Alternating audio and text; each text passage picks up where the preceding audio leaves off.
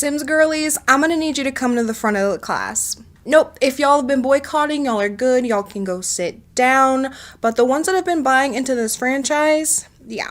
I'm not gonna hold your hand when I say this. You brought this upon yourselves. Do you want to cuddle with me or not? You're biting nothing. I'm sure by now that we've all seen that EA rolled out a new Sims marketplace where you can buy custom content, the thing that we've been getting for free for 12 years. Since the launch of the marketplace today, as of time of filming this, a lot of people are complaining about their free CC being broken, and surely that's just a coincidence. Instead of pretending to be surprised by The Sims corporate greed, let's break down how we actually got here. It is time to come up and grab your consolation prize.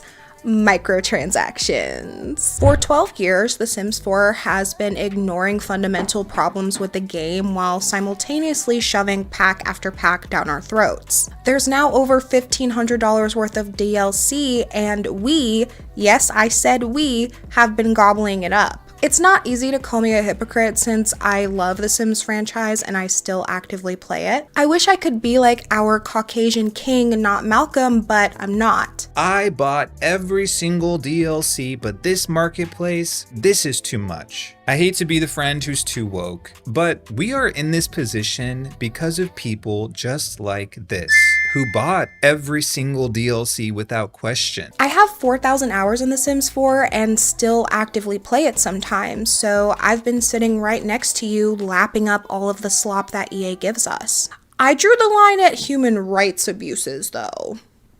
How about you? But being a Sims 4 player requires a specific level of delusion in order to keep going. It's like having a shitty boyfriend that you have to embarrassingly explain to your friends why you're still dating. So you're here. You're buying everything that EA puts out and ignoring the problems that come with it. Now there's a Sims marketplace where you can spend money on an in-game currency called Moolah to not only buy kits but also random custom content. EA is in billions of dollars of debt now, so charging you $2 for a lipstick is how they're going to pay off their loan. But before we get into things that aren't worth your money, let's talk about something that is. Our sponsor, FlexiSpot. They were kind enough to send me one of their premium recliners. I got to pick the Waffle recliner in the color Matcha. This shade of green is this sort of a muted color that's not too striking while also not being dull. So it offers that little pop of color while also fitting perfectly into my space and my aesthetic. The waffle texture on it is both very stylish and extremely cozy. It reclines up to 135 degrees and has this amazingly thick padding. When I tell you this recliner is not only beautiful but also the most comfortable thing I have ever sat on, I am not exaggerating. It reduces tension in my hips and back in ways that I didn't even know was there. There's also this rocking function that it does naturally, which makes you feel light and soothed while still being secure. Even as a big back, I have so much room and the chair feels like my personal little oasis. This has quickly replaced any other spot in my home for me. If I am sitting down, I want to be in this recliner. Whether you're working, playing your favorite game, or watching a movie, I guarantee you will get none of that done. This chair is so comfortable, you'll just fall asleep.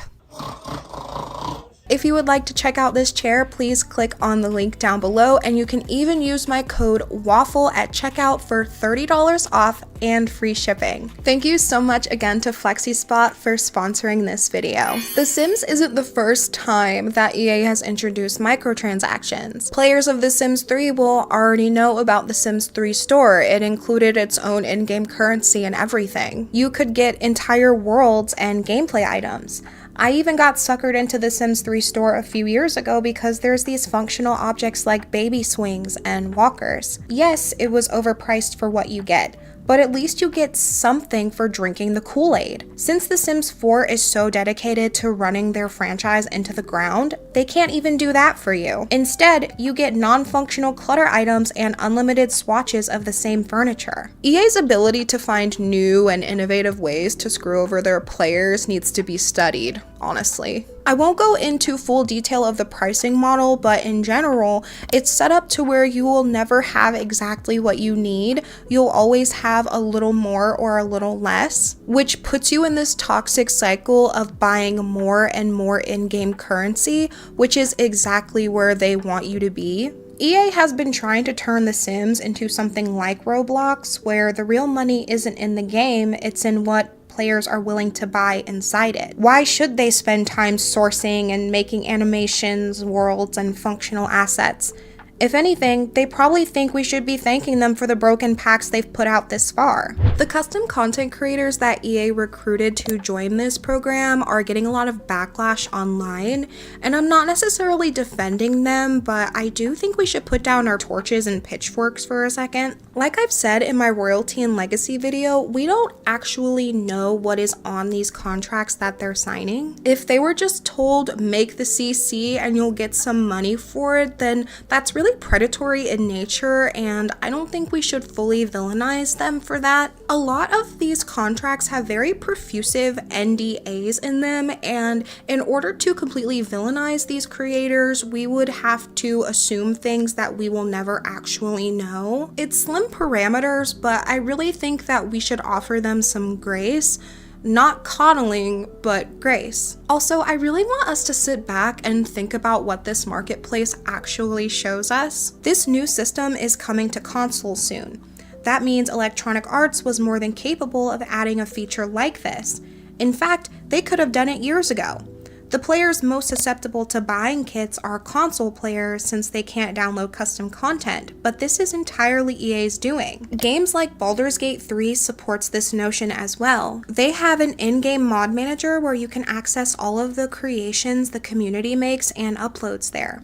It is completely free, and yes, it is available for consoles as well. And not just cosmetic items, but also optional fixes and even gameplay mods. This indie studio with an expansive, customizable game that is damn near open world was able to do this, and with no cost to the player. Yet EA couldn't be bothered to do something like this unless it financially benefited them. Do you know how tiring it is to hear the Sims team go on and on about how passionate the community is when there's a price tag involved? When mod creators spent years fixing the bugs and putting inclusive hair and skin tones in the game, it was dead silence. Yet every time they're ready to sell you something, that's when they want to talk about how dedicated the customer base is. This game has been shaped by the community's creativity. Editing Junie here. I made a community post and got this comment under it that really stuck out in my head. It says, custom content has been a way for underrepresented groups within The Sims mainstream to have content that caters to them. So the fact that EA's solution to not making packs about African culture is to monetize content made by Black folks and take 70% of the revenue is disgusting. EA has ignored marginalized players for years. But the moment those same communities create something valuable for themselves, suddenly now it's worth monetizing. Not attention, not uplifting, but monetizing. And when you look at it that way, this is the biggest slap in the face to the community. And can we take stock in how much they choose to weaponize their community of minority players? The girls, gays, and theys have been the ones supporting this franchise. EA knows this. They're not stupid. They've positioned themselves to be the breadwinner of the community's hard work. And the craziest part of it all, they could have given it to you for free this whole time. It's honestly performative, manipulative, and gross. Where is Carl's thanks for fixing the Dine Out game pack? Where is X Miramira's thanks for putting usable brown skin tones in the game 4 years before they did? With no experience doing something like it before, she was able to make it in a week, by the way. I'm not ashy. And any sim I reflect to look like me should not be ashy either. So I decided to make some skin tones. I looked at tutorials. By the end of 2 or 3 days, I made 18 skin tones. The Sims team should feel embarrassed. Only someone who doesn't give a damn about the game they're making can watch it run into the ground like this and keep a smile on their faces. It's bordering demonic, let's be real. Players can say that they don't care as much as they want, but you have shown them over years with your wallets that you actually do care. So not only is this game overpriced, they don't care about you, they don't care about the community, and now they're pumping you full of microtransactions. Does that make you feel gross yet? Good. You should buy comfy flexi spot chairs with your money instead. With the amount of money that we've spent on DLC, we could have furnished a real life house by now. Me and my cat are gonna go back to enjoying our chair now. Thank you.